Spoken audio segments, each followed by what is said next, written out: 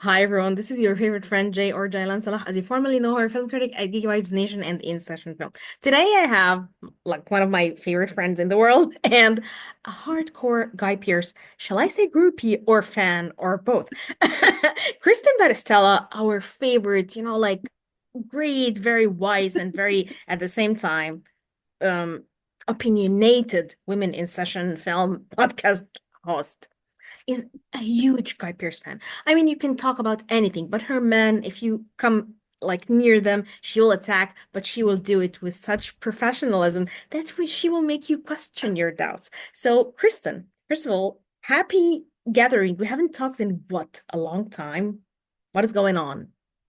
Uh, I don't feel like it was that long ago. Maybe since we had a video chat since Christmas. Yeah, a lot of things have happened in the dumpster fire that is 2025. But I guess one positive thing, Guy Pearce actually finally getting an Oscar nomination for The Brutalist. So I guess that's a good thing.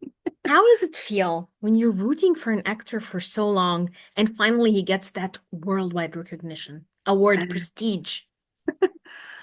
I don't know. I don't, it's strangely in some ways indifferent because it's like, well, I told you I've been waiting for so long and I don't really expect him to win. So good job that everybody else finally caught up to some good cinema. So I don't know necessarily if it means anything in the grand scheme of things at this point. Does Mhm. not. I just feel like, seriously, when I look at Guy Pearce and his diverse career and how much he has done, the idea that finally he is getting that sort of recognition, which I don't think he was seeking in the first place anyway, it's somewhat satisfactory because for me, from of course studying Guy Pearce very intensely with you and reading all the stuff that he has written, all those interviews, stuff like that, yada yada, I start to realize that I have a collective image of him as this sort of anti-Hollywood celebrity, a person who does not really care about the superficialness, the stuff that are not basically about acting and more about representation and the connections and stuff like that. Yes, I feel like he's a very intelligent guy. He's also not one of those dumb celebrities who just blabber, but he's a very honest and kind of like a good person, whatever that means. But I feel like he's a very ethical celebrity in a time where it's more about the show, about the act, who you surround yourself with, the connections, the idea of hanging out at the right place at the right time. So for me, the idea that a celebrity like that, which is very anti-culture, kind of like the active celebrity in a way that brings to mind good old times of Jane Fonda and stuff like that, is making me proud because yeah, we need more of those people in the center, like to the front. So for me, I felt like it was a personal victory because these are like the kind of people we don't see anymore in Hollywood, especially these days. So yeah, well. When did you start realizing that, well, Guy Pearce should have won this first? Did it start with LA Confidential? Maybe. I wrote about this at InSessionFilm.com, and of course I've been going through this giant, great Guy Pearce career rewatch on my blog. And it's tough to necessarily say Priscilla. A lot of people will say Priscilla was like, oh, why didn't he win an award for that?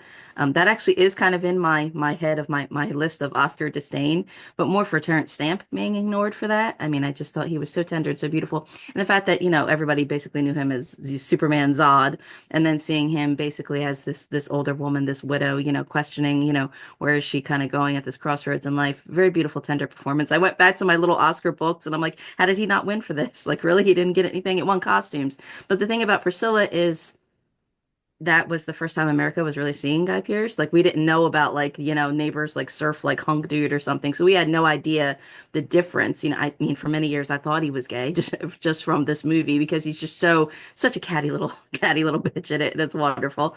And then I saw LA Confidential and I was like, that guy looks so familiar. Who is that? I'm like, I've seen that guy from somewhere.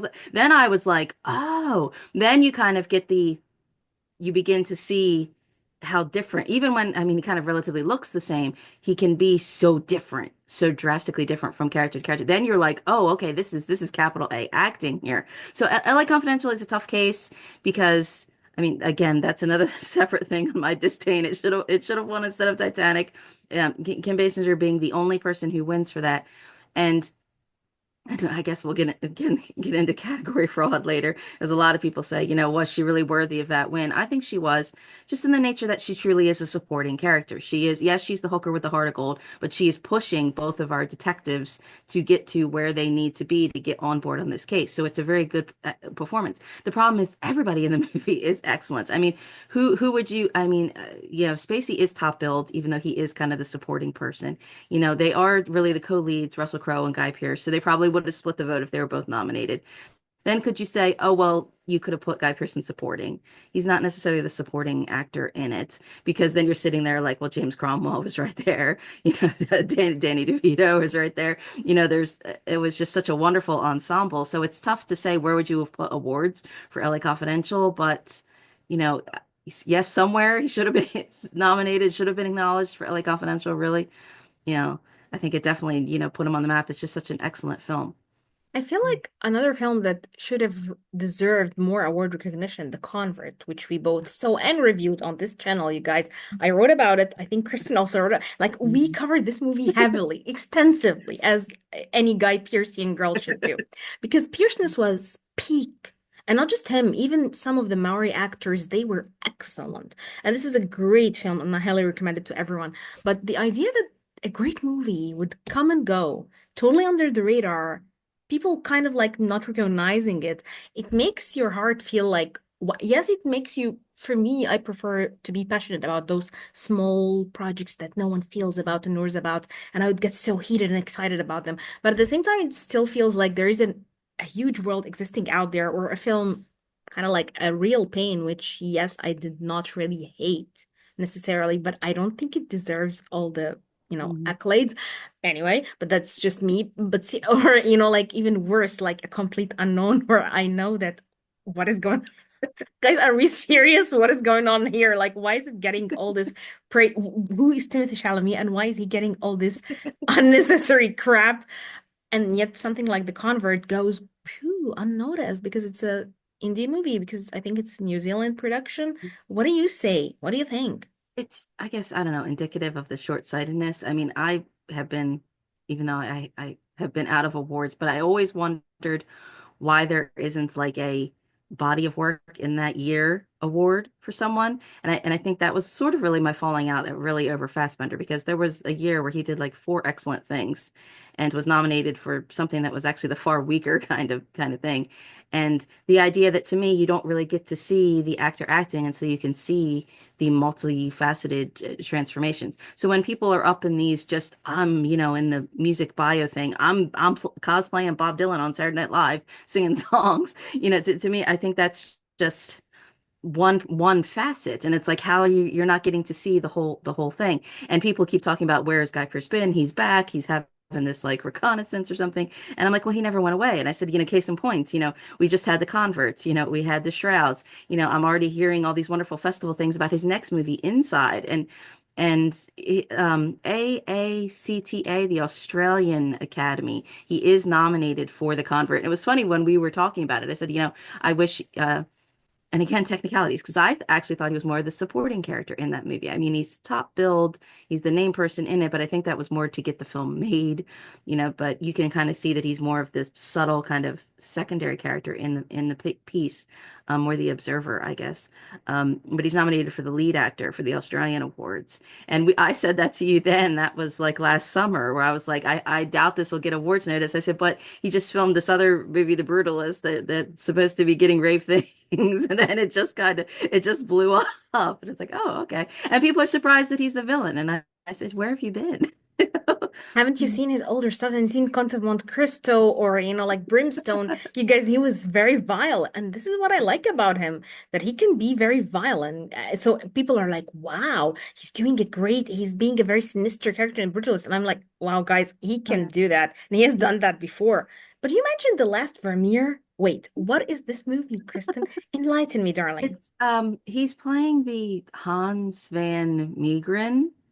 If I'm Character. saying it, I'm sorry, my Dutch pronunciations are terrible. I didn't know anything about this story. He was like an art restorer or art forger, and he Mhm. sold like these Vermeer paintings to Nazis.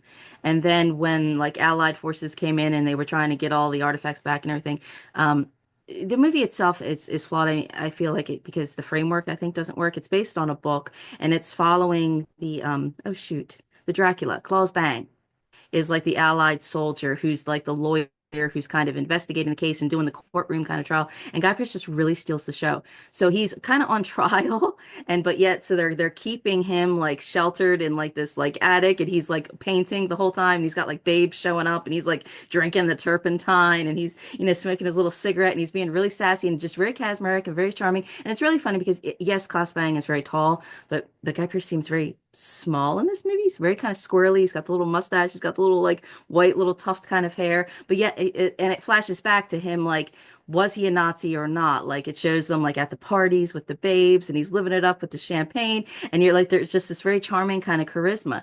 And when he's in like the courtroom and he's being questioned and everything, he kind of really kind of owns the crowd and everything. And I didn't know about any of this history. I had to go look it up, and it's very like you come out of the movie very kind of ambiguous. You're kind of like, well, was he a Nazi or not? Is he this hero that he took the valuable paintings and instead gave them forgeries and oh ha, he bested the Nazis. But then it's like, no, was he just an opportunist? Did he, was he making bank? The Nazis were the people who were in power and he was going to get their money while he could, so it was a very kind of, I was like, wow, I didn't know this history. And this is obviously very complex. And I've seen it multiple times where I'm kind of like, I'm still not sure. And I love that kind of ambiguity. It's almost like Montgomery Clift and the Heiress. I mean, even though you know that he's a swindler, he's a fortune hunter, you're kind of like, but he's so good at it. He's so charming.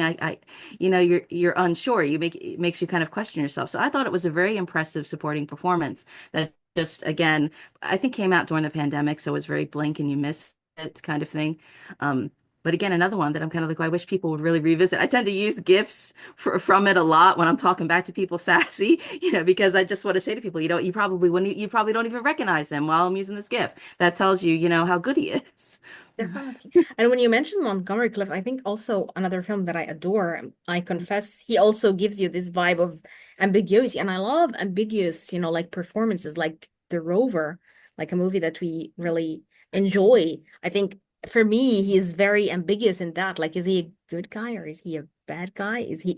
What is he like? And I think this performance, although it's very toned down and kind of silent, I really like this. Wait, or isn't The Rover? The one where he's the cannibalism one, the hot one. Oh no, that's Ravenous. Ravenous Ravenous, is my cannibal. favorite. The Yes, Rover is like the Australian dystopian one. yes, yes. Ravenous. Ravenous for me, that's a really great performance. And I really love this one. And I feel like it's very subdued and it's very toned down, but I really love it too. And it's very ambiguous to me. Like to the Hmm. end, I feel like I don't really know what this guy is about. And I don't know if he's a good guy or he's a bad guy. What is he? So that's another one of my favorite Pierce performances. But That's then you have funny. You're throwing me for a loop because you said that what I wrote about at InSessionFilm.com. That's in my top 10 Guy Pearce, but not in my top 10 awards performances. now why, And I think darling? I was speaking to someone before where I said that. I said, somebody said like five best Guy Pearce movies. And I was like, well, you know what? There's outside of, okay, maybe two or three, there were probably people who would come up with five different ones every time. I do love Ravenous because again, and I think we may have spoken on a podcast. I've spoken all kinds of places. I'll talk to Guy Pearce to anybody who will listen. But the idea that and I was initially very interested in like, why would a vegetarian sign up for a movie about cannibalism? I'm like, you don't have to be that extreme, dude. You don't have to suffer for your right. He's like spitting out like the stew that they're eating all the time. And it took me like a while to realize. I kind of thought I was like, you know what? It's probably the script that he received that was the furthest thing possible from LA Confidential. So therefore he wanted to do it. And the difference between LA Confidential is very cerebral. You wouldn't say Exley's a coward, because he's more orchestrated and calculating. But Boyd character in Ravenous, yes, is very much a coward. But then is like, yeah, he's the good guy. He has to do right. He has to make sure this stuff Exactly. doesn't get out of their little fort, so he's got to finally stand up but he doesn't want to, consume the meat. And there's all kinds of subtext and symbolism happening. So it's again, the first seven films of Guy Pearce that I saw, not necessarily his first seven, or were they in order, or there were probably other Australian things that I missed, but the first seven films of his that I saw, I was like, I'm impressed by every single thing. I'm like, okay, I'm even the last of that first seven was The Time Machine. I was like, I'm still entertained. I'm still going to watch everything that he does because, it's everything is just, I'm entertained. I'm at some points my mind is blown here, by something. And then I had to wait a few years, but then I saw the proposition and I was like, it's worth the wait. It really is. Are we bouncing around? I'm sorry. 'Cause you had mentioned the rover also. Definitely. So, what do you think of the Rover? What do you think of something like Lawless? I think like his performance there is just, Um, and you mentioned the Lawless already. Did I mention Lawless? Yeah. But then Lawless is just something totally unexpected. Like you come into this movie and you're kind of like, oh, this powerhouse cast, and even though I guess I should like it more than I do. It just to me the movie is about a whole bunch of like a-hole dudes who all think they're like the greatest thing ever and like they're all just like believe in their own hype bullshit. And but like it's like Nick Cave again and John Hillcoat again. You think it's going to be so awesome and it's like Tom Hardy and Shia LaBeouf and you're like Gary Oldman is here, Jessica Chastain, and Mia Wasikowska, and you're like all these awesome people are in it, and then all of a sudden Guy Pearce walks into this movie with like no eyebrows, all dandied, all buzz stripped, and you're like, oh, Where did okay, that I come didn't know he was from? gonna steal the show, and just and I think I spoke about this before. There's a really disturbing scene where it's already supposed to be disturbing. They're so badass, where they go back and get the bad guys by, leaving a little present in a jar for villainous Guy Pearce, his lackeys, his cronies. They've taken care of them, and that's I guess you're supposed to think that's what's supposed to be the horrible justice vindication kind of scene. Haha, they're going to get him. But in his hotel room, he has a younger black girl naked sitting on a bed on newspaper, and it's just this very chilling, and while he's dressed up in his little fancy little zoot suit, not zoot suit back then, like little waistcoats and like pinstripes and just like his gloves and everything, and it's just you're like, okay, this is nasty. This is very disturbing, this character. And it's like, and he doesn't really have to do that much, just his look and his visage. You want to kind of get away from this person. And he's just so nasty and creepy in this movie. And in my bias, it's just to me, he's the best part of the best part of the movie. And I think the rest of it has kind of problems. Like I said, it just seems so overblown and its constructs or something. And I mean, because it's based on a book about them believing all their, we're so cool, we're moonshiners, we're gonna best the law kind of thing. So it's like again another movie where people will constantly say like who's the baddest villain kind of ever, or who's the worst person you've ever seen, and people say, oh, Guy Pearce and Lawless. But it's one of those, I don't know, the decades go through, we just have such short memories where there's a lot of people already who have maybe forgotten something like that, or they hate him because of that, or I the hate difference him between because of well, Iron Brimstone. Man 3 was around the same time. So there's a lot of people who've only seen that and they haven't seen some of the other great things that he did around that same time. So again, it's a case of the Hollywood thing, whether it's good or bad, kind of always will go to the forefront and make $1 billion. But then the things that have better performances or maybe that are smaller independent movies with really excellent stuff in it don't get to be seen, unfortunately. That's true, but for me, I think I hated him for a while because of Brimstone.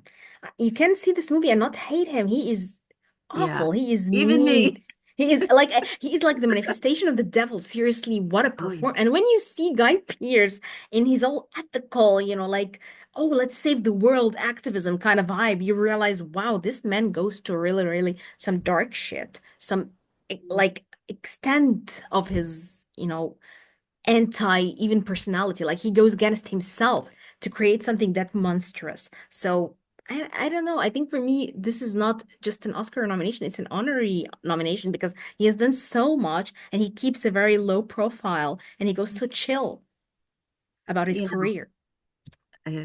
debating current Oscars, the way people say who's the new person, who's, won't win because he's too new, or are they giving it just because they like Kieran Culkin, they like Succession, Mm. is, Edward Norton also due? He's been previously nominated lots of times. But, and again, and I get into arguments with people, whether Guy Pearce wins or not, I mean, this will be like the last time I ever pay attention to Oscars. I was already, out of it and disappointed for like at least 10 years. I keep saying 10 years. It may have been longer. It was after 12 years a slave. So maybe it's more like 12 years now. What is 2025? But, I argue with people and I say, all your precursors, your stats, your patterns, your statistics, predictions, they don't mean a thing. It all comes down to if the old white men in the Academy watched the movie and they liked it. And I honestly think that a lot of the old white men in the Academy probably have not seen a lot of Guy Pearce's work. They probably don't think that he's due or have seen other great things. Apparently, are they even going to get through all the length of The Brutalist? No. I don't. They won't watch the whole damn thing. Of course not. These people don't have time. And from what I read, the amazing reports that emerge, they actually ask each other, like, oh, what is the best movie? This one. Okay, I'll vote for it. So it's like, wow, they're probably voting for the brutalistness of the movie. So yeah, let's vote for the veil because it's a very traditional Oscar Mm. story. Like it's what you would expect all the older veteran, kind of like the Emilia Perez debate, where I feel like I was just talking to the Lone Script nominee podcast Matthew. host, Matthew, and we were talking about like there are two branches in the academy. The rebellious ones who are like more interested in the international branch, so you have to make them something that appeals to them, kind of like the Triangle of Sadness and Emilia Perez and stuff like that. And then you have the veteran ones who are into the biopics and the brutalist and all that crap.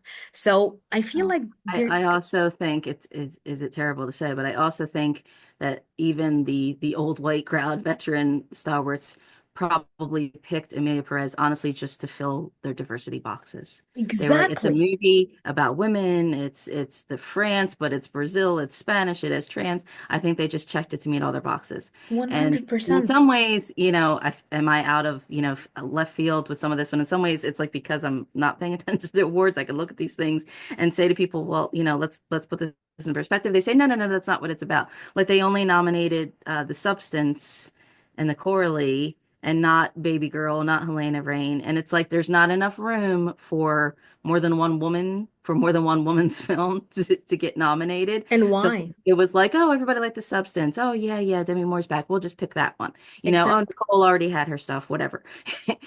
So it's like they really, and I don't think any of the people in the Academy had previously seen Brimstone. It was not Verhoeven, Martin Koolhoven. Forgive me, my Dutch, but an international European production, very disturbing. It's labeled as a Western. To me, it's a horror movie. Yeah, it's a There's horror movie. definitely a supernatural vibe going through it. It's told in out of order acts. And, when you first meet him, it's a strange thing to notice because whenever Guy Pearce shows up in a movie, I mean, you're aware that it's him, but it's not him. Even when he looks like himself, he looks very different. And in this, he's had a weird beard, and the first thing I noticed was his eyes were dark. And I was like, oh, that's kind of creepy. It was kind of like can't unsee. This is kind of weird. This doesn't look right. And then as these disturbing things, unfold, I mean, he's killing people with their own entrails, and you're like, okay. And then the movie just keeps getting worse and worse and worse as it's going kind of backward and backward in time. You're like, oh my God, stop, stop. And then there are kinds of these weird where his throat is slit, where it seems like he died. And then he And yet doesn't. he's still alive. And it is all about this truly fire and brimstone of like this evil is consuming him and that he's going to complete this nasty quest that he has and this as if this you don't die, the evil just continues to kind of carry you, and it's like he's been to hell and back and he's going to get what he wants, and it's so demented and so twisted. And I think I did see also again somebody say like, yeah, it's the brutalist isn't that edgy, or Guy Pearce plays it safe. I'm like, no, he does not. That the Brimstone is the kind of movie that a lot of actors would not have taken that role because of the subject matter. And even after I saw it, I had to quit Guy Pearce for 6 months. I was like, okay, I don't think I can ever look at him the same way again after having seen this movie. I was like, no, this is too much. This is too. And then I made the mistake of watching. I also watched Bone Tomahawk, and I was like, okay, I'm done with like freaky westerns for a little while right now. And it was literally, I was even at Christmas that year, I was like, I don't need to watch LA Confidential. And then like Hulu was like, new Spinning Man is available. I'm like, oh, the new a new Guy Pearce movie. I'm like, all's forgiven. Click, I'm gonna watch. If this is gonna be as, shattering as the last one, heck, I'm gonna watch it.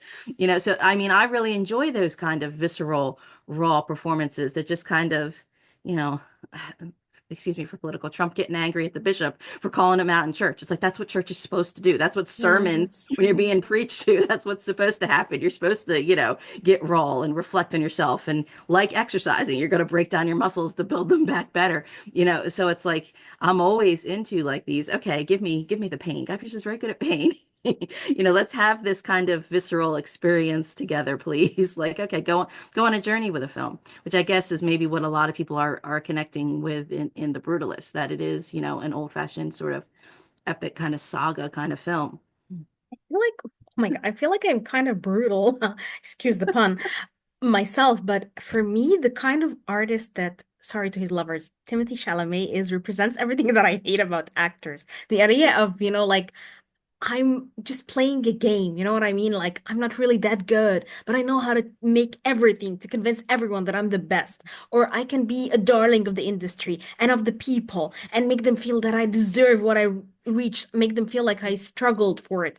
And it's like the antithesis or the opposite to someone like Guy Pearce or someone like, I think, more the artists that I love, the ones who are more into the craft and really uninterested in all the, whatever goes on. Like, yes, Pierce is campaigning for brutalist, and you can feel Is like he I would, in a way, in his own Pierceness way.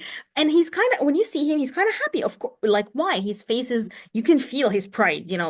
Yes, this is an accomplishment, and I'm glad because. I mean, the list of the stuff that he has won, oh my God. The Boston and Line Film Critics Association, Dallas Fort though? Worth Film Critics Association, Michigan Movie Critics Guild, the Minnesota Film Critics Association, New York Film Critics Online, Portland Critics Association, Southern Eastern Film Critics Association, Chicago Indie Critics Windy Award winners, and Nevada Film Critics Society. I mean, he's collecting them. He's walking with them But they all don't mean around. anything in the spans of the Academy. Yeah, the critics liked him. Big deal. I guess a lot of critics have probably always liked him. I did have a person tell me they were film critic and they never heard of the proposition. I kind of thought, well, are you sure you're a film critic if Are you've you never heard sure you're a critic, And darling?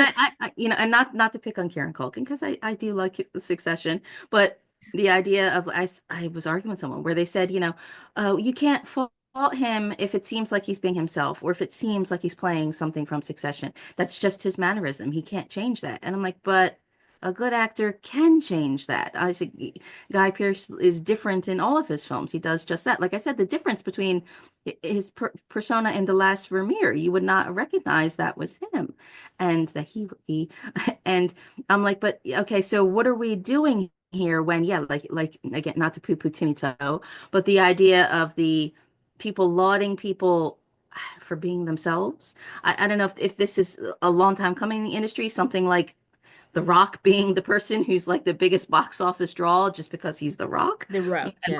when did that happen? He was poo-pooed with the Scorpion King, kind of. But the idea that we don't have these movie stars anymore, but I mean, who? Tom Cruise. But we're just going to see the next Tom Cruise vehicle. So maybe we don't. The idea that Guy Pearce is so unrecognizable in some of his films that's almost to his detriment.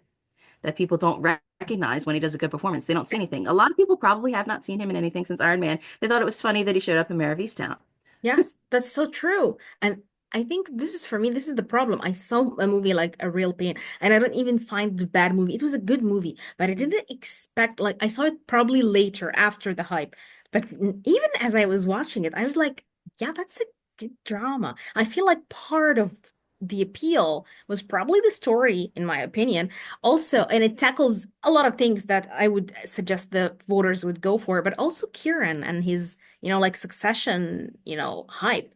So that doesn't seem fair to me when it was supposed to be like we're just assessing performances. But no, it's all about the campaigning. It's all That's what about, it's that's why probably the substance, because it had all this hype. Like imagine if it was as revenge for Raleigh's earlier film and it was kind of like low key, probably people wouldn't have paid that much attention. So I don't know. I Well, you feel have to remember the Academy is only going to save itself. So they're going to pick what they think is the diversity quota in Amelia Perez. yes.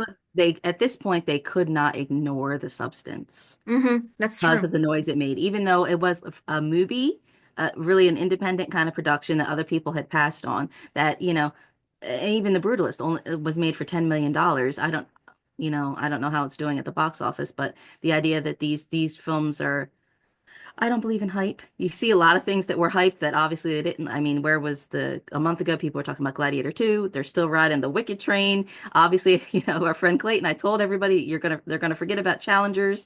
I It think didn't get anything, Dune 2 unfortunately. get technical stuff. I don't know.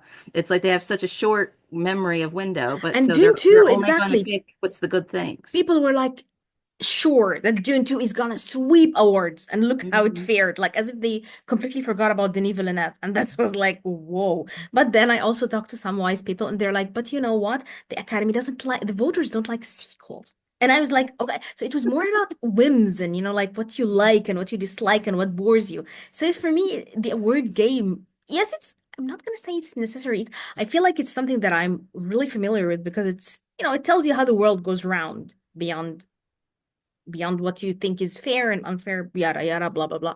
But at the same time, it's also not something that I find it actually evaluates art Because what if you see the Sorry, girl, frozen. "Hey, Froze again. can you Sorry. hear me? Can you hear me?" I felt it. I felt Yeah. that I was frozen. Um, what was I going to say?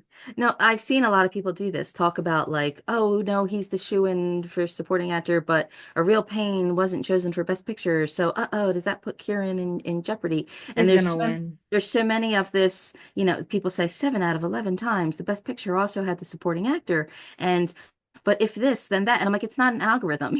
We shouldn't have, film performances, should not, fall down to an algorithm. And as I said before, it just to me, it's like, what did the old white people, what do they remember seeing? What did they watch? What did they like? What did people tell them were good?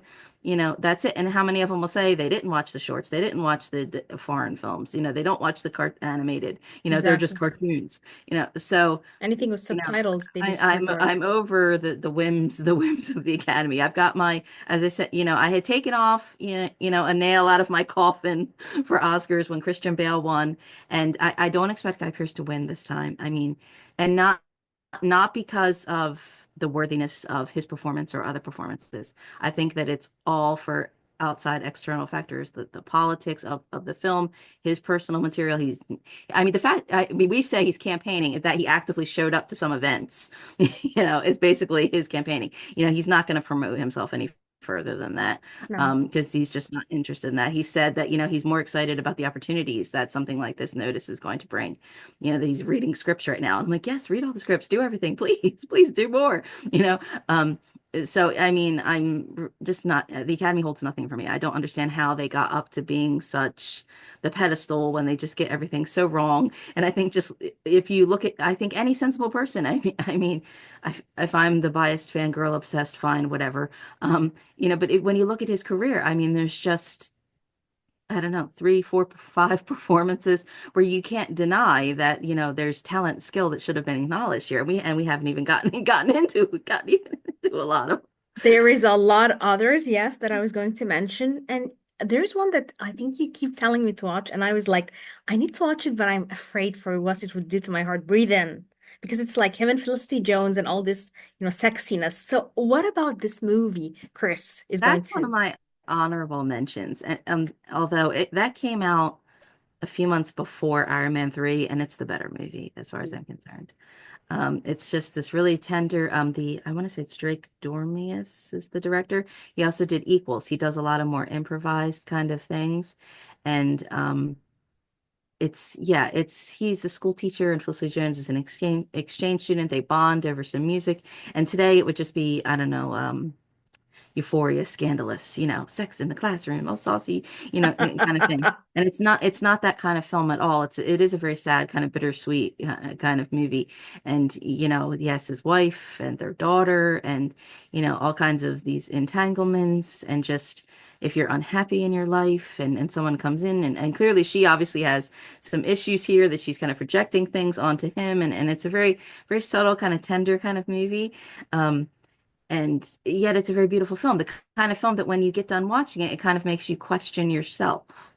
And that's what's, and it's available. I did write at Keith's. Maybe by the time this airs, I wrote for January because things kind of expire on some of the free platforms. But I had written about the things that were available, Guy Pearce movies on Tubi, and I'm like, go watch. If you can't see The Brutalist, go watch Breathe In, please, please. It's just a beautiful, tender movie. And is it award worthy? Maybe not. But it's like, is it the kind of film that maybe we should be watching more or making more? So I don't expect people to go back to, film, even though I actually just saw an interview with the director Brady Corbett where he said like he yearns for analog cinema. And I'm like, I think a lot of people feel that way, but I don't think the industry is going to go back to that just for, even though this movie was $10 million, how much did it cost just for them to get the film stock alone? I don't expect VistaVision and intermissions to come back. But the idea that just maybe we should be making, $10 million dramas that question, the immigrant experience, particularly Yes. now. Especially now, exactly at these dark times. But then you have Should Have Won, and then you have Memento, which is, I'm sorry, to this day, even with all the hype that Christopher Nolan got and will still get, it's still my favorite Nolan. I don't know if I'm Mhm. what low key, kind of like old school, but I adore Memento. This is not an easy performance. And he should have been probably a Nolan darling, but then some producer didn't like Yeah. him or whatever. So that kind of killed his career with Nolan. So tell me, what is the appeal? I feel like Memento, to me, I don't know why, but it's a very enchanting movie. Like it takes you, even the soundtrack is amazing, and his narration and the confusion that it causes in you. I adore Memento. I I think should it, take a big sip. yes, Yeah. yes, prepare yourself. I talked about momentum. Yeah, at InSessionFilm.com, I wrote about 10 times I think Guy Pearce should have had a claim. And I kind of broke that down between, yeah, kind of Monte Cristo, like supporting Golden Globe type hypothetical hardware, what if, but Memento, I think, is just without a doubt. I mean, I don't understand how you can deny this film. I did argue with someone, and they said it has no repeat value whatsoever. And I'm like, you know nothing. You know, You don't um, exist, you you don't want to piece say of to somebody you're just too stupid to understand this movie, but okay. Um, this is I'll tell people right now. It's been on Pluto, and it's been on the live streams where like I've fallen asleep watching it and I've woken up and it's been on again. Like I guess repeating in like their 12-hour blocks where maybe the past week it was a bad week here, 2025, a week it's been like 50 years. Where I think it was kind of on every day. And every time it was on, I watched it, you know. your And comfort movie. it's so ironic that it's a comfort movie because it's so cerebral, it's so complex, it's backwards, you know, but it's just you see something different in it every time. And because it's backwards, you're within him and you have to think, well, wait, remember that scene we already saw that hasn't happened yet? That's, kind of repeating what's being said here. That it's like, is it foreshadowing? But we already know what's going to happen. And like, but look, we're in his frame of mind. We're not going to remember, that these scenes are kind of repeating each other. And just you could look at it through, I actually even thought, should I do a series on this where you could study of like, you could go through it through Natalie's perspective or going through like what's going on with Teddy's angle. And I'm just repeatedly fascinated by, Guy Pearce's performance in this movie of just like when he sits down at like the bar and like you can tell he's forgotten, but he wants to be kind of chill about that he's forgotten and he's kind of flipping through his pictures and he's just trying to remain cool. And then she gives him the beer that everybody spit in and you're like, oh no. Or when, Teddy is asking him things and sometimes when he seems closer to the truth, the camera is closer to him. When he doesn't believe him, the camera's further away. But then you can also catch like his eyes moving, where like he's trying to remember something. Maybe he does have an idea of something, but he's not sure what. And then, of course, you find out the way he's kind of picking and choosing, maybe with his memories. You're like, we were rooting for you. We were all rooting for you. I remember watching with my mother one time, partway through. She's like, he killed his wife, didn't he? I'm like, Mom. Like there's so many multiple things. The tattoos, I could just go on. The idea that this um the needle, the way it's almost like that is his own body dysmorphia, that he keeps tattooing himself because of what happened. And then when you get that flick of the needle and that's the story hasn't come out yet and he's sitting there looking at his tattoo, watching commercials, you're like, oh, what was that? Where he's choosing to forget things or he's making these things up. He is kind of conditioning and training himself. And there's just so many multiple things to see in this that he actually never pays attention to the tattoos. He completely ignores half of them. They're half of the facts are wrong. There's just it's just the movie to me that keeps on giving, which is in design like the character, and I have watched it when you can do on the special features where you can go forward watching the whole movie in order. It does lose a little bit of its dynamic because you do know everything there. In fact, everything is kind of laid out before you, that you're seeing everything in order. And maybe does it lose some luster? Yes, because it's not so much of a puzzle to the audience anymore. But that's also people say, oh, it's a gimmick. My father hates this movie. He's like, not Really? Memento. No, not Why? again. Not again. So I feel like it keeps on giving, and the idea that I find that absolutely fascinating that a performance that's, in the can, that's all said and done, where you could keep looking at this and saying something different every single time. Like I absolutely adore that. Just the way his visage can change between when he's remembering and when he's forgetting and when he's angry and when he's the completely clueless one being manipulated. I just think it's an excellent movie and that Excellent performance as well. I think when I was talking to Andrew or greatest movies of all time, they were surprised that when I Shout said out. When I said The Searchers was my favorite, they're like, really? We didn't expect that from you. We expected you to say something else. I feel like I have an arbitrary need to defend Memento because there was a time when it first came out that there was buzz about it. Yeah, film people knew how cool it was. Oh, we knew Nolan was going to be great, but other people could care less about this movie, and there was a time where I had to defend it. Then it became like anniversaries where people study it in film school classes and everything. And so now I feel even more defensive in some ways where people keep saying The Brutalist is the best thing Guy Pearce has done since Memento. And part of me No, is kind of no, like, no. wait a second, wait a second. If Memento is the last thing of his that you've seen, you missed a lot. You You don't know, know the dude. You don't know his career. You haven't seen shit. Like, I can't but believe he they should would have say won that. for he should have won for Memento though. Mm. Absolutely. And then you have the proposition and you have the rover. Now Yes. tell me, why those two picks? Like he should have won. Now I He want to should know why. I was arguing with someone where they said I couldn't make a blanket statement saying it's unfair to competition or what was happening or what the circumstances were. The Guy Pearce should have won for all these things. And I said, well, okay, that's fair. But look straight at me and tell me that you think I Am Sam, Sean Penn was more worthy of a nomination than Guy Pearce. Tell me Training Day is not just a makeup Oscar. Denzel should have won. They weren't gonna touch Terrence Stamp and Priscilla. They weren't going to award Malcolm X, you know. Yeah, So definitely. that's what I hate. Oscar just snowballs all of its problems, and um, supporting, I feel he could have won for The Proposition. I think he may have been nominated again for maybe Australian or other indie things actually as the lead. Um, but I guess similarly to The Rover, where like you said, is he the good guy or the bad guy in this movie? But You're not he's quite but sure. this is a very common theme in his career. He doesn't go for easy answers. He doesn't go for easy characters where he's like, oh, this is the villain or this is the yes, he does the villain a lot of times. He does the good guy like Class, but he's always this ambiguous. He's always this enigma, He's always this character where you feel like I'm conflicted. Are you good or bad? What am I supposed to feel about you? And this, I think, proves what a great performer he is, like what an excellent actor, and how deep he digs into human psyche, where it's usually you don't know if the person you're talking to is good or bad. Like, I love you, but you're a piece of shit. I like you, but you're so toxic for me. So this is, I think, what I need to watch more. I don't need to watch more of Timothy's crap and, like real pains. I kind of dig that more, but maybe because I'm public, I don't know. So yeah, you're totally right. Like in The Rover, you cannot tell, but most of the time you cannot tell with Pierce. So your Someone take. asked me that. They're like, is there a movie where he actually plays the good guy? And I was like, well, results. He's kind of like a golden retriever, kind of gym rat kind of person, but you said toxic. I mean, it is the relationship problems in that one, and I think I may have said before with you that like he's really good at gray characters or characters in pain. And maybe we Yes. don't we Male don't like that in vulnerability. movies. We don't like movies that make us uncomfortable. Hmm. And the proposition is very similar. I do see people who make jokes like it's a Christmas movie.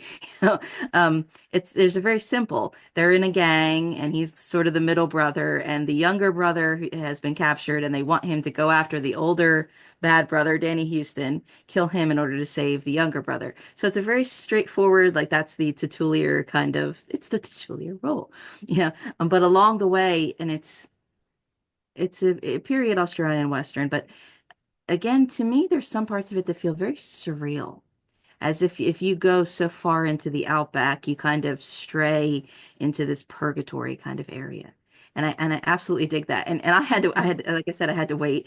Because he made the time machine. He took some time off. And then of course this was an Australian film we didn't get in the US. And I walked in the Blockbuster one day and there it was. And I'm like, oh my God, Guy Pearce made another movie. And it's actually one of the few movies that I had to stop halfway through. I'm like, okay, this is a bit much. This is a bit much. And then I had to get back to it because there's some very heavy things in it. But the idea that like, and it bothers me in some of those early movies when Guy Pearce is very thin in these Yes. movies, extremely thin, sickly thin.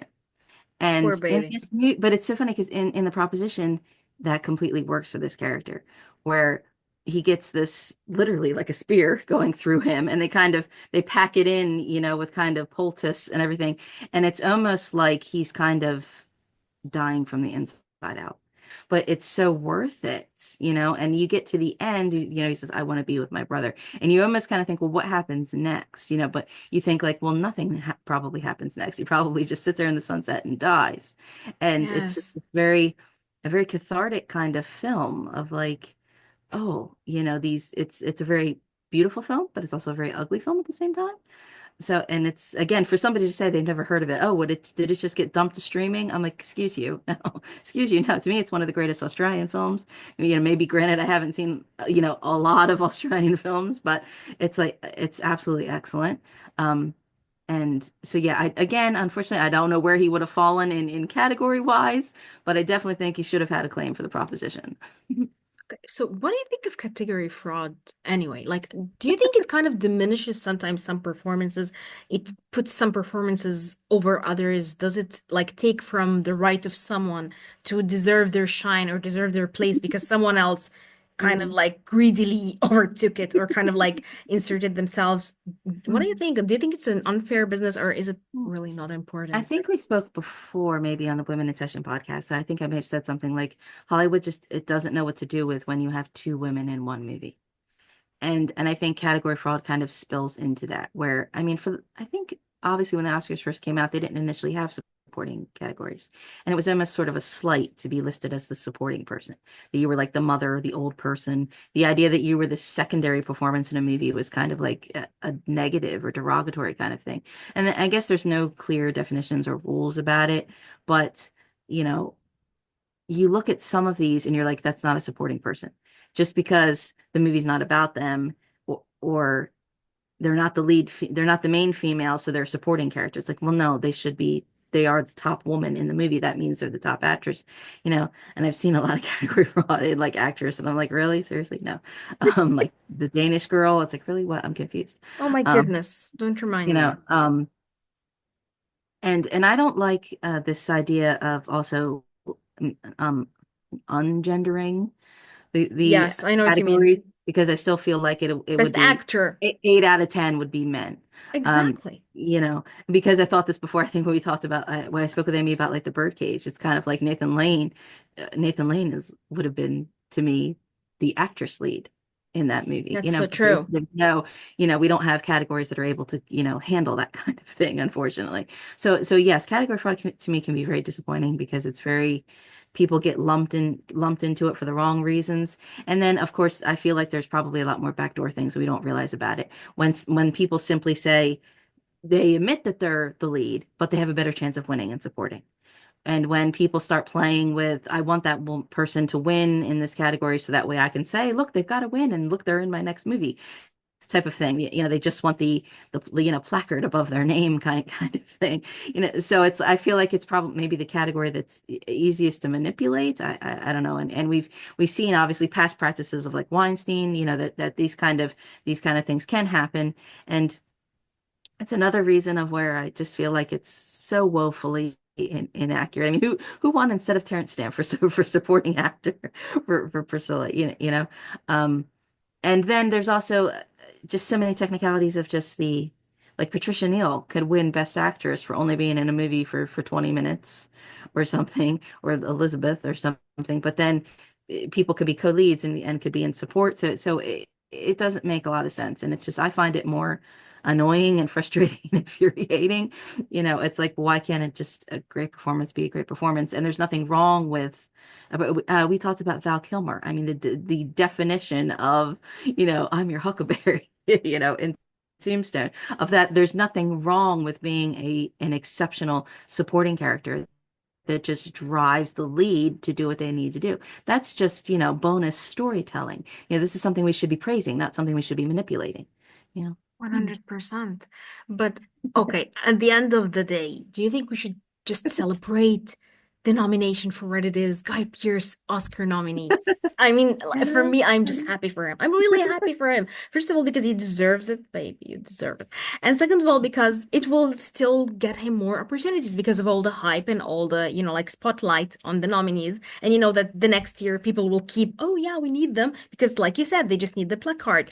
But I want that for him because I know that he will choose wisely and maybe the opportunities will be more. So and I want to see him in the Oscars ceremony. I just want to see this guy there with his smirk that he actually dislikes, but I just Well, want him. it could go both ways. It's true that you say he chooses wisely, but the idea that Hollywood tried to pressure him before into being a leading action man, and he said no. No. And then that's when Warner people were like, well, then the hell with you. Um, and so audiences by proxy, oh, only see Hollywood movies. They don't see him. They don't realize that he's, been working for decades and making all kinds of other exceptional things. So I feel like I don't know if that would happen again, that people would say, well, then look, I'm going to put Guy Pearce in my next blockbuster movie, and I want him in this and I want him in that. And he's probably again going to say, no, I don't want to do that. He's definitely going to do I that. applaud, even if he's made some lesser secondary kind of films where he's worked in Europe, where he said, my family comes first, my schedule, I want to be close to them. I'll take shorter jobs, or only things that I can work in Europe that are important to me, so I don't think that he's going to play Hollywood's game now all of a sudden, and Hollywood only loves people that play their game, This is why he's not their unfortunately. favorite child. Yes, definitely. He was like the Like outcast. I had stopped paying attention to Oscars because I was so annoyed of the kind of backhanded treatment of Fassbender in a way. I mean, to me, I just feel like he was nominated for the wrong movies. They didn't acknowledge the things he should have been nominated As for. Bender, And right? instead, instead of Hunger, they applaud him for Steve Jobs. Of course, the perfect bio picture, Sorkin, kind of bio piece.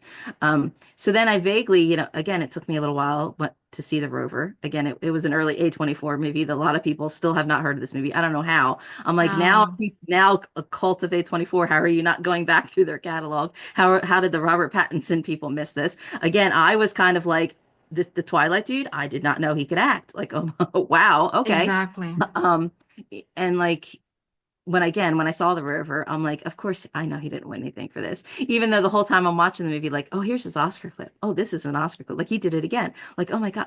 Oh my God, this is, the whole movie. I'm just like, oh. And it's not one that I rewatch very often, The River, because it is kind of just so heavy. It is heavy. And it's The Rover and in the some ways Preposition are very just simplistic. Hmm? The Rover and the Preposition are two of these movies that you feel like, oh my God, I want to The watch my. proposition sometimes does come on again, like a lot of this free stream kind of Western channels, You and I'll rewatched them? I'll see it, and I'll look at the time, and I'll be like, if it's halfway into the movie, I'm like, wait, is it going to be at that scene? Yeah, or like I'm okay. I'll wait a little bit and go back and go back to it. I can't, no, like oh, not this part. It's not the kind of movie you can leave on in the backgrounds. No, um, you know, and like the Rover's just I don't know, very kind of heavy. It seems simple. He wants his car back. But then by the time you get to the end and you find out why, you're like this journey that you've gone on, which is really fascinating. I was gonna do a big write up or video or something, talk about this in further detail because he doesn't speak very much in the movie. And Mhm. he's not named on screen in it, but yet it's very like his presence. And like you said, very ambiguous that he seems to be the only moral person kind of left in this kind of post-apocalyptic reads like now kind of world. But then it's like he's shooting people in the head, like left and right. You're like, oh, he shot like it's just so random and loud. Like, oh, okay, he killed people. And then when he finally gets like kind of his big soliloquy, I love the way it's shot where the majority of the time that he's talking, the camera is actually on kind of like the police kind of soldier guard who just could not care less about what he is saying. And you're just like this apathy, it just sums up everything. And it's a very beautiful performance. I mean, he's crying, you're not crying, I'm crying, you know. Um, and it's funny to recommend some of these movies. Like when people say something about, they have Guy Pearce, sometimes I'll be sarcastic and I'll be like, oh, watch The Hurt Locker. Like just to fuck with people sometimes, Like, oh, you missed out on Guy Pearce movies. There you go. Um, because it's funny. I feel like every time I recommend something of his, it's like you feel like you have to caveat of like, you've got to be in the mood for this. You have to be prepared, but it's so worth it though, It is so worth it. And usually I recommend now Jack Irish for some reason. Like you want to get Thank you a so heavy much. dose of him, just watch Yeah. Jack Irish because and he's so lovely there and he's so funny and he's so grounded. So I just tell people like you want to get to know I Guy just Pearce. said that. It's so nice speaking to people on Blue Sky. I mean, I get a lot of negative thing if I comment or something on YouTube or if, left Twitter. But someone on Blue Sky said that of like, what else has he actually played in Australia? And I was like, Jack Irish. What's Jack Irish?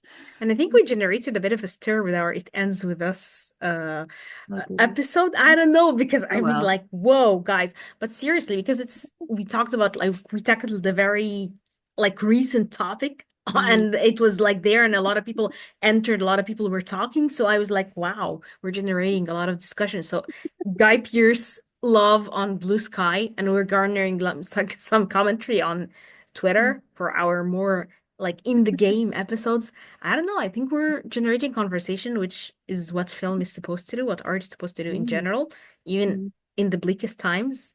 So yeah, at least Pierce is helping us do that. And you're spreading the Pierce love everywhere, like a true fanatical girl would do. Am I? Yeah. Yeah, I mean, I can admit probably that if people think I'm obsessive at this point, that's fine. But I'd like to think that, I'm thorough. I've done my research, I follow up, when I watch something, when I'm reviewing something with, all the interviews or behind the scenes, the print that was around at the time. So if people think that's kind of fanatical because I'm prepared in my viewing, well, oh well. But then it does annoy me when people are like, oh, it's only because you like him, or oh yeah, his cheekbones, and I'm like, you're kind of missing the point. But I don't know. I feel like I also like to argue that what is art but obsession? Like Huh? for me, what is art but art is obsession. When I'm obsessed with an artist, I'm obsessed with the art, and he's the manifestation of this art. So yeah, I'm obsessed with the Guy Pearce. I don't give a shit. I'm obsessed with Wong Kar-wai. I would talk about In the Mood for Love every single day because this is art. I would talk about Tony Long and Maggie Chung all the time. Why not? Because we like watch art and we consume it, so we become obsessed with it. And so if we are fanatical Guy Pearce girls, then hello. Yes, we are, because he is an artist. It's not like he's our next door neighbor and people are gonna start calling on us. I What don't, the again, hell? I don't, like I said, I don't know if people like art that makes them uncomfortable or people don't like seeing themselves in it. Like when people said they didn't think that Academy would go for him because of the villain in The Brutalist.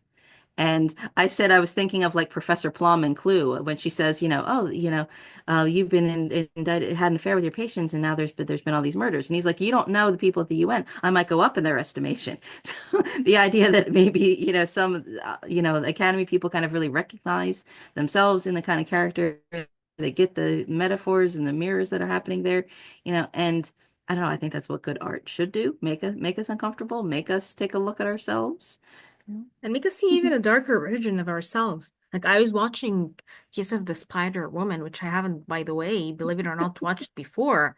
Need to And see the original. I think it's like one of those most brilliant films I've ever seen. And I'm so, I don't know, Injustice just hits me so hard and it's a prison and it's a brilliant, brilliant movie. I feel like I want to So talk wait, about it. you're talking about the new one with Jennifer The old Lopez? one. No, no, no, Oh, no. you The did old. see the old one. Good. Okay, good. I'm Okay. watching it Again, now. Sonia Braga and Raul Julia are for some reason playing like Bro, like Julia is what? German in the film The Rookie with Charlie Sheen in the 90s where they're playing some kind of like German like crook car German. thief people and you're kind of like why like again how there's certain people that are just so talented Hollywood does not know what to do with them.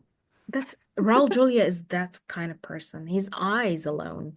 I mean, in this film, I don't know. And William Hurt, no, this film is brilliant. And it's very, I don't know, it's very hurtful. Like for me, when I was watching it, is a very hurtful film. Like seriously, it just stabs you in all kinds of places, but it's also beautiful and fantastic. So I was like, I had to watch it before the Jennifer Lopez Because hype. that's what threw me. I did not even know they were making a new one, and I was like, "Really, really? Why? Why would you? How could you?" And it's already like, and they're writing all these amazing headlines, like, and it's already generating Oscar buzz. Guys, does it, A is it, year from now, this is all what it comes down to? Seriously? Like, it doesn't have to be a good movie, but at the same time, like, I remember Kelly Reichardt, and director I really like. She made this movie Showing Up, starring Michelle Williams, and it went totally under the radar. And it's one of my favorite movies of all time because it's just this very antagonistic, hostile artist immersed in her art. She doesn't want to be famous. And then a next door neighbor comes to meet her and they start having this weird bond. And I was like, wow, I really like this movie. So when I read, and it's generating Oscar buzz, you feel like your stomach hurts. Is this what it's supposed to be like every single time? I don't think so. Pause. the films that don't get Oscar buzz, I'm more interested in the films that are far more long lasting. I don't think Oscar is an accurate representation of what's the best good in cinema available. And I don't know if that's something that colored my judgment early. I mean, because that's my first thing of Oscar disdain. As a kid in the 80s, I was very aware of this elitism, that there was like these art house, foreign, indie, period piece drama, epic movies that were like adult, mature movies, and they were the ones that got all the award nominations and prestige that I didn't get to see. You know, that it was, yeah, okay, like Raiders gets nominations or Aliens or something, or technical, but the idea that the popular box office movies were not the ones that were the award winners, basically. And I kind of thought that's kind of not fair. Yeah, Of you know, course. that are these, is Chariots of Fire better? Sure, but then it's like, but so is Raiders of the Lost Ark. And like, and I think I've said this before, like if you go back and look, particularly the 80s is such egregious. If you go back and you look at like the Best Picture nominees, and if you cannot recall anything about that movie, recognize that name or what that movie's about, then it should not have been nominated. That it just did not stand the test of time, that it was not worth it at all. And that was like my first like introduction, I guess, to Oscars as a kid. And that's something that I feel like maybe is only proven, or if any, in a weird way, the pendulum has swung, but still proves because now it's like the movie that's the biggest blockbuster is going to win all the awards, whether it's the good movie or not. So, I really don't like that kind of short window or that just fake and elevation and hype. That is the thing that interests me the least. And the people saying where Guy Pearce has been, well, he's continually made really great films that you missed, and this is why I go back to him, because I'm more interested in seeing what, that there's some really great films here that should have gotten more recognition. Yes, absolutely. So, darling, what are you working on right now, and what are you watching? What am I watching? Well, I'm supposed to be doing more of the TV leg of the Great Guy Pearce career rewatch. So I have to do The Clearing was a new show that, yeah, again, he had Australian nominations. A Spy Among Friends. That's another that's a whole separate thing. That was a British show, but then it was on like Epics, or it's only on MGM. It's not available on video. And the way there was something like more TV shows than ever have been made, the 400 or something TV shows, and yet only like the same 25 shows receive all the nominations. And you're like, wait a second. This That's so is kind of true. out of touch here. And again, it was like I looked at this and I'm like, okay, how did this not win awards? How did nobody see that? Well, I know why nobody saw it, because it was on like a bottom barrel network. It was a British production. So of course it completely went unseen. And you're like, but this was really excellent, like come on. So if anything, I'm not the kind of person who, I'm glad that he's an Oscar nominee, that placard can go to his name, and that people who go by Oscar lists now will be able to find him. Yes. Um, I'm still upset Montgomery Clift never won anything. The Searchers was not nominated for anything. Come on, it's considered one of the greatest films ever made. Um, I'm glad people will find him, but I think that going by Oscar lists for me is the absolute wrong way to go. I mean, I've been, so out of touch the past few years. I mean, I'm not even sure sometimes, where I'm like, oh, Scarlett Johansson was nominated for this thing, or this person got nominated. Who is that? Or what was this? Oh, Jessica Chastain won for that. Like, oh. Wow. Tammy Faye or whatever. Oh my God, I hated this movie so I'm like, much. oh, okay. I can't believe it. I kept arguing that you're like, guys, she shouldn't. Like, this whole movie is a piece of shit. And then they're like, no, she's gonna win. And she won. And I was Mhm. like, oh wow, seriously, now that's a It was great the movie. makeup. It was the makeup. When I was talking to Andrew Revisionist Almanac, I had nominated Doris Day for The Man Who Knew Too Much, and I said, today they would have had her out there singing "Que Sera Sera" live.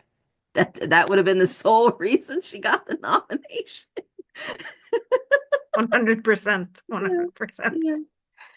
Well, well, well. We have Oh more yeah, so I'll coming. be I'll but I guess by time this will be out, that should be out also, different podcast appearances that we've been doing. Yes. How many are you going to be on? Because I feel like now you're getting a lot. I have a list. I guess maybe to some people it doesn't seem like a lot, because when do you have time for like to do a couple extra podcasts a month? But it's like I have stuff into like fall now, actually, Ha appearances. And ha then ha. other places you're on like a wait list where it's like, well, I'll see you in 2026. I'm like, if we're all still here, I am but on a 20, by the way, 2026 wait list for the Revisionist Mhm. Almanac. Haha. See, so I am on a wait list now. Mhm. Okay, okay. Actually, yeah, he told me we could talk about 97 then. I said, well, if we're still here, if we didn't go down with the Titanic. Who knows, baby? Who knows? Hopefully not. Hopefully not. Yeah, and it's funny when he said he's so Guy Pearce is so evil in Brimstone. He looks different. He's so terrible. How could you forget him? But then when I went back after I saw that and reviewed it and went back, he did a bunch of those like not TED Talk or Apple Talk or something. These longer 20 half hour kind of or hour long podcasts and shows. Where again, he looks completely different from the character, and he was talking about anti-Trump stuff. And it's like the drastic difference between like, oh, okay, there's a very serious, sophisticated person, I guess, behind this. I mean, is that part of the problem that we have, or is Hollywood just so vapid? And is that why we have such superficial movies, compared to, I don't know, elsewhere in the world, they're more critically thinking or just making better art, compared to 100%. who knows what's happening here, I, unfortunately. I think this is probably why he's also he picks all these roles. He's very sophisticated. So he knows what he's doing. Like he knows how to go that far and then return rather I, than, I like guess, well, we should caveat. I guess you were trying to wrap up, but I mean, there was a couple Razzie worthy things in there that he called his divorce films, mention them. where Mention them. he did take a few for the paychecks, Poor like baby. the Tell them. Servant of Peace, The Seventh Day. I can't hate them if they're bad movies. I'm still bemused.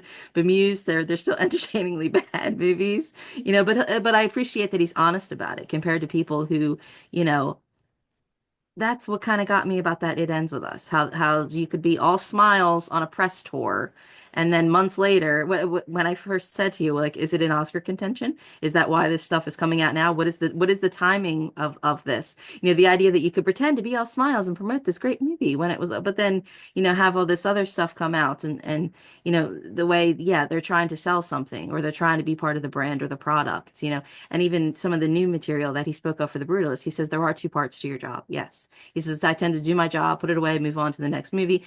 A lot of times he doesn't promote things, even things that he really appreciates because he's working on the next movie. But he says, the second part is, yes, you have to promote. And he says, I realize I don't promote. It's like, well, He dude, promote, doesn't. promote, Promote. promote. Promote. Yeah. Yes. Yeah, but he also, the way the industry and media works, he can't win. I mean, when he's wearing all his activist sort of No. pins and he's They don't standing want right that. there, with these pins on his lapel, and you have Daily Mail going, "Oh, is that a wedding ring?" It's like you're missing the point here, people. Really, can't see the forest for the trees. So, and Yes. even The Brutalist, ironically, for being like a 50s basically set movie, speaks so much and says like it's now. It basically reads like now. And anybody who doesn't see that, it's like you're part of the problem. People who are like, "Oh, I'm so surprised. I didn't know about this dark underbelly of the American experience." It's like, well, where the fuck have you been?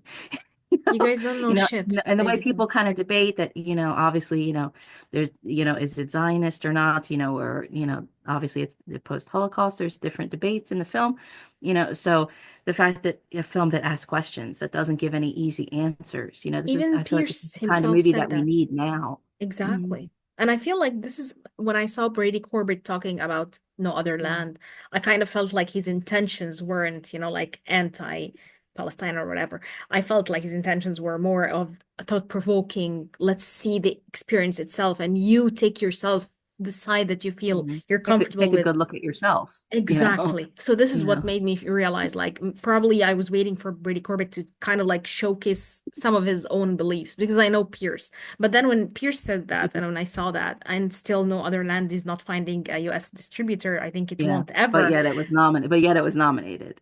So, Exactly. And you don't know, will they put them on the stage? Will they win? Will they really take the stage for that? So this is mhm. also something fascinating to me.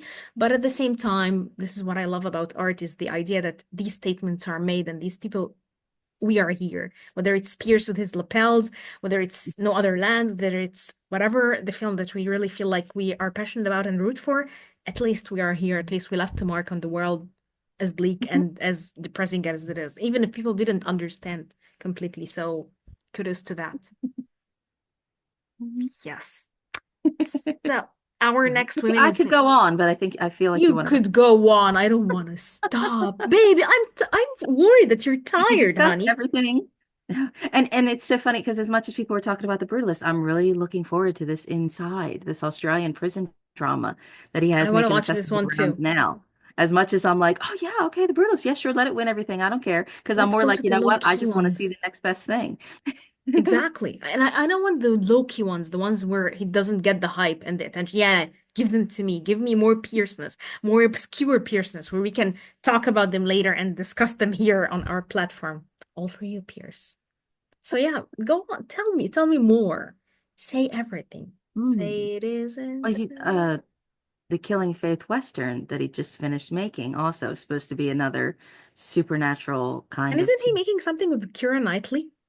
Oh yeah, yeah, the like murder mystery or something on the boat. Woman in Cabin 10. It's based on a book. Yeah. Wow. So Yeah, Pierce so is he was everywhere. already working. Yeah. No, and we still haven't seen the shrouds yet either. And we need to talk about the trials because I feel like, yes, we're gonna have a on the WISF, we're gonna have a Cronenberg Mhm. retrospective, but we need to have Mhm. like the Shrouds spotlight, and we And I have guess in a weird way, maybe Guy Pearce kind of encapsulates the idea that like so many of these festival films that everybody talks about so great, like even the dates of the films, I'm still waiting for 2023 movies. The idea that the films that are considered the best don't make it to the mainstream audiences. And no. you wonder why while they're having the problems that they're having. Yeah, so in addition to all these now that they're having these terrible fires and where do they go from here that the industry, literally has, been burned, So he's kind of the embodiment of that, of like the great things that you don't get to see that maybe these are the films that we should be watching. So, and I feel weird of like that was also one of my problems. I did write a piece about like, why I don't like awards. And I've always been uncomfortable with like the glam of it, that Wait, there's where so is many this terrible piece? things. Where did you Oh, it's publish it? Your blog or Keith? yeah, I think they're for a review. It's an older piece, but it's kind of funny because reads a lot like now. I mean, there's too many Wow. categories, and it's just the glam just seems like a real slap in the face. I mean, before the fires, there were lots of events where there were protests that you wouldn't know, because they didn't talk about it, they didn't discuss it, it was edited out of it. Um, and then some people say, well, they still need awards season because, the industry has to go on. It's all the minor people who need, the jobs. And it's like, well, we should have supported them better through COVID. They were on strike for a reason, so it's like these smaller industry things, really don't get their due, their value, their merit. So I would hope maybe now I think they're talking about making like the Oscars more like a telethon or donation type thing this year, so it's like maybe we should be, you know, shining the light on some of the things that aren't seen, the people and the performances that we're missing, instead of just blanketly giving, I mean, I don't like Titanic, but when you think of things like Titanic or Ben-Hur or the Lord of the Rings movies, I mean, some of these getting, 12, 13, like the most nominations ever, and Amelia Perez, you're just kind of like, okay. It's so funny. I mean, it's really funny now because I feel like the more people were antagonizing it and the more problems Mhm. emerged, the more they were like as if it's, as if they're like getting Why is it against a people. musical? What is this sudden phase of trying to make musicals happen that are not musicals, that they don't even promote as musicals? I know what you I'm mean. so confused by that.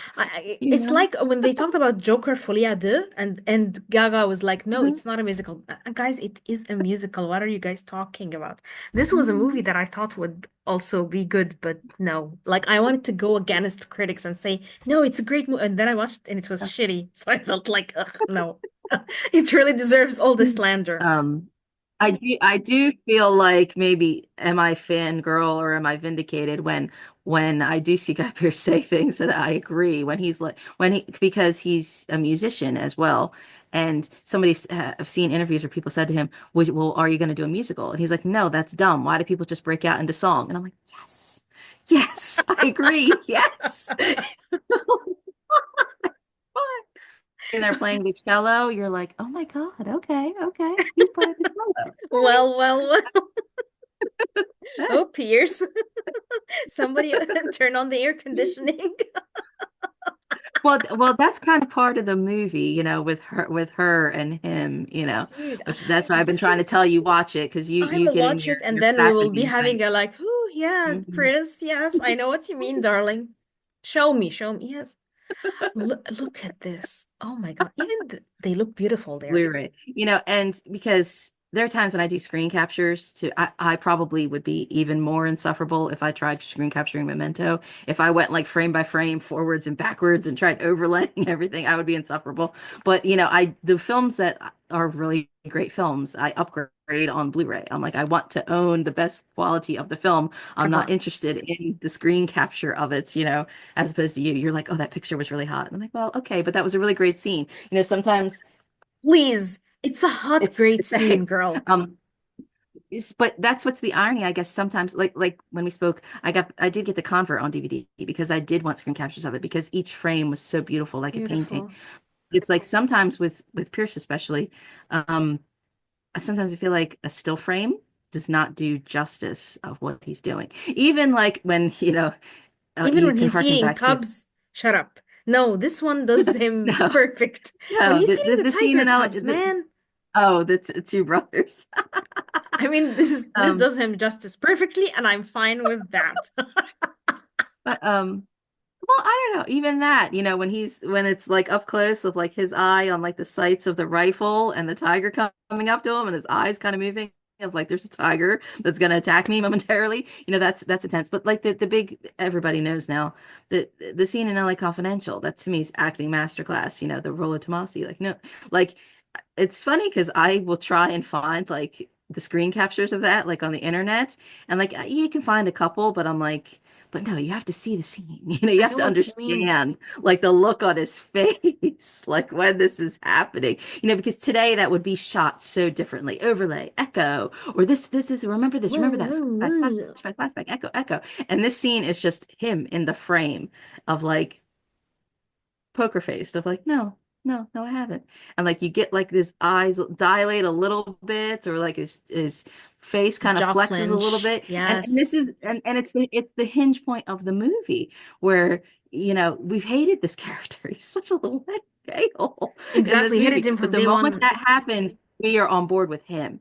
You're like, don't give it away, dude. Don't give it away that we know and don't let him know, and it's an incredible moment. And I do get really excited every once in a while when I do I see know, people on the blue darling. sky of like watched LA Confidential for the first time. Wow. And I'm like, yes, you get it. You get it now. That's so I think true. I That's think it was our friend Matthew who told me that. He said he watched LA Confidential. He understands. Was it or was it exactly. Keith? No, Was it it was Keith? Matt. I saw Matthew. I saw Matthew, and like I tagged you. Even I Everybody, tagged you. everybody. It's like there will be people who apparently I've bugged people enough. Well, they'll go back and rewatch something and they're like, this was good. This was good.